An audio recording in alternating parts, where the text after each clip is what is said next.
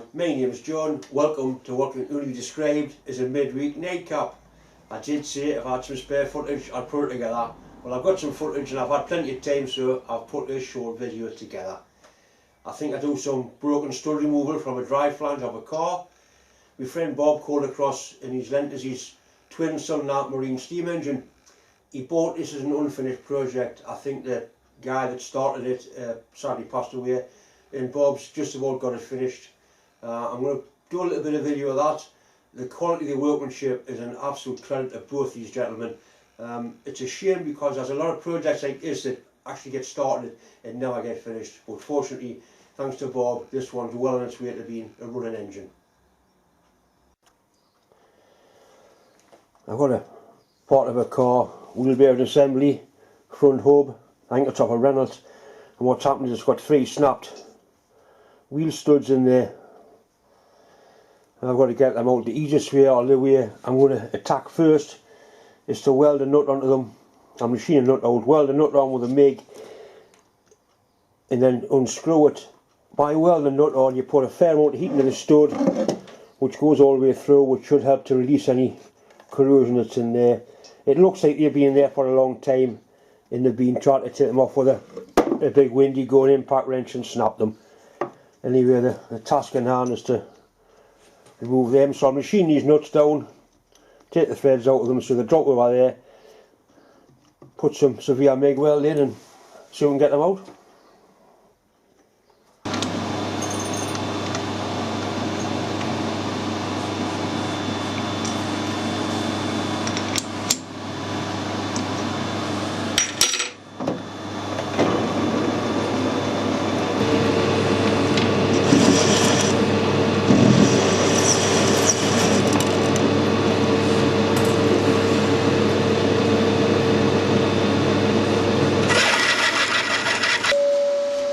You've got to make sure you get a good clean earth. There's actually a bearing in there, so I'm gripping on the actual flange. You don't grip on there because then it would earth through the bearing.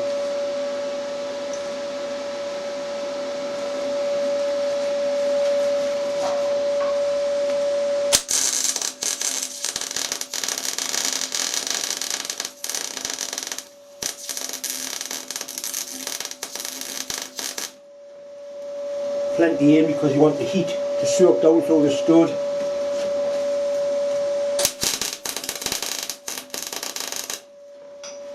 A little bit more wire feed.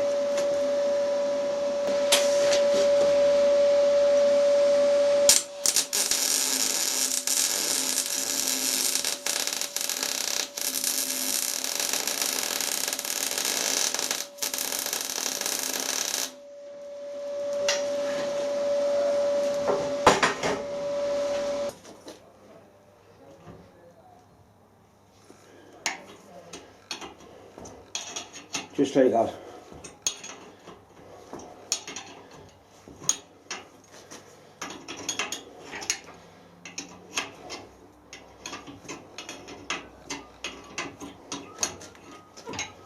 It's always the method I've tried first before you start drilling, and normally this does get them out.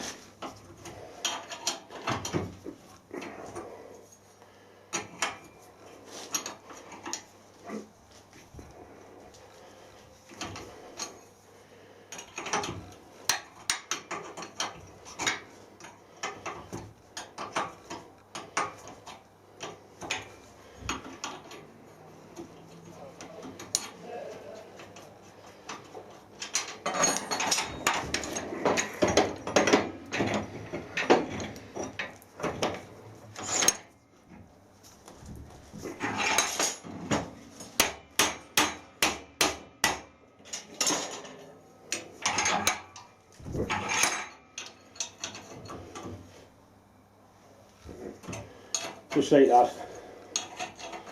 No damage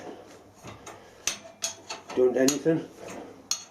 Got a little bit of skin off my knuckle, but apart from that, very happy.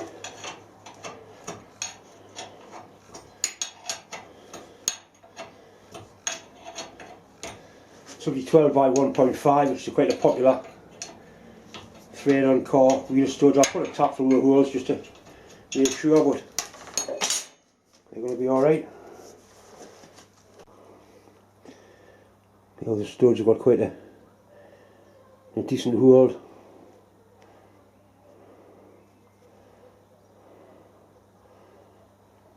I'll put it in the vase and see how strong it actually is, but I think it's got a decent hold.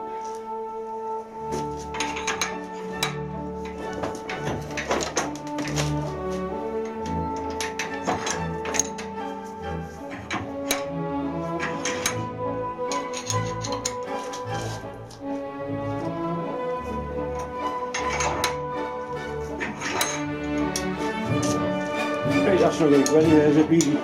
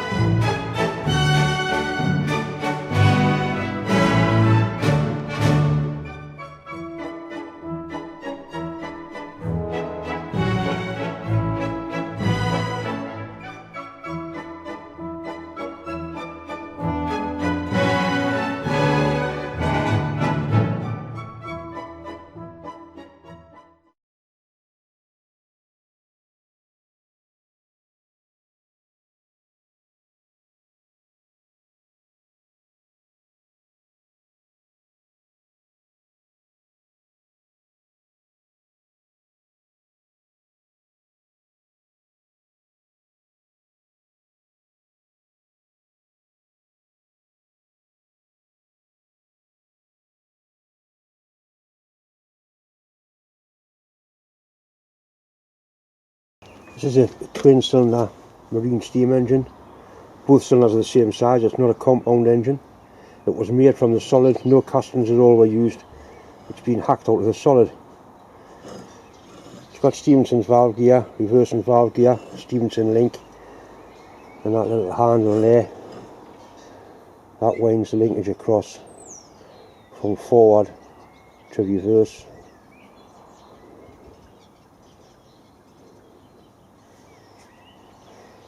The engine turns over quite nicely. It has been run, but it hasn't been run properly yet. There's still work to do on it. It really is a work of art. Underneath you can see the crankshaft. It's a made up crankshaft, been pinned together. Quite common in model engineering. Nice big wide, big end bearings, nice big wide journals. So there you have it. Next time you see this, I'll have it up in the garden, fastened onto the boiler, and we'll put some steam through it.